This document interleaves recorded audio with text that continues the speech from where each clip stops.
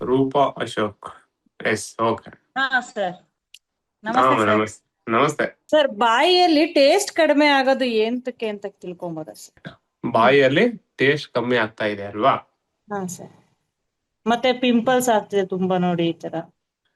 Pimples ಆಗೋ ಜೊತೆಗೆ taste ಕಮ್ಮಿ ಆಗ್ತಾ ಇದೆ. ಹ್ಮ್. ಯಾವ್ದು ತಿಂದ್ರೂ ಕೂಡ ಟೇಸ್ಟ್ ಗೊತ್ತಾಗಲ್ವಾ?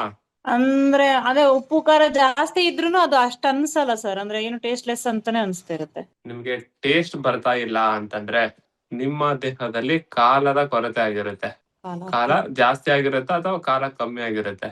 ಕಾಲ ಏನಾಗಿರುತ್ತೆ? ಕಡಿಮೆ ಆಗಿರುತ್ತೆ. ಯಾವಾಗ ಕಾಲ ಕಡಿಮೆ ಆಗುತ್ತಲ್ವಾ, ಟೇಸ್ಟ್ ನಿಮ್ಗೇನೆ ಒಂದೇನ ತಿಂತೀನಪ್ಪ ಅಂದ್ರೆ ಅದು ರುಚಿ ಬರಲ್ಲ. ಆ ಕಾಲವನ್ನ ಇನ್ಕ್ರೀಸ್ ಮಾಡ್ಬೇಕು.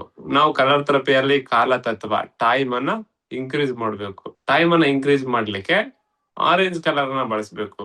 ಲೆಫ್ಟ್ ಹ್ಯಾಂಡ್ ರಿಂಗ್ ಫಿಂಗರ್ ಈ ರಿಫ್ಲೆಕ್ಸ್ ಗೆ ಏನ್ ಮಾಡಿಯಪ್ಪ ಅಂತಂದ್ರೆ ಆರೆಂಜ್ ಕಲರ್ ಹಾಕಿ ಮೌತ್ ರಿಫ್ಲೆಕ್ಸ್ ಗೆ. Okay, orange colour sir. Orange colour ನ ಹಾಕಿ, ಅವಾಗ ರುಚಿ ಬರುತ್ತೆ. ಓಕೆ. ಗೊತ್ತಾಯ್ತಾ? Yes sir. ಓಕೆ. ಎಸ್, ಮಾಡ್ತಾ ಬನ್ನಿ, ಕಮ್ಮಿ ಆಗ್ತಾ ಬರುತ್ತೆ. ಲಿವರ್ ರಿಫ್ಲೆಕ್ಸ್ ಅನ್ನ ಪ್ರೆಸ್ ಮಾಡ್ಬೋದು ನೀವು. ಎಷ್ಟು ಟೈಮ್ ಮಾಡ್ಬೇಕು ಸರ್? ಅಂದ್ರೆ ವೀಕ್ಲಿ 2 ಟೈಮ್? ಲಿವರ್ ರಿಫ್ಲೆಕ್ಸ್ ದಿನಾಲು ಒಂದ್ಸಲ ಮಾಡಿ. ಪ್ರೆಸ್ ಮಾಡಕ್ಕೆ ಏನ್ ತೊಂದರೆ ಇಲ್ಲ.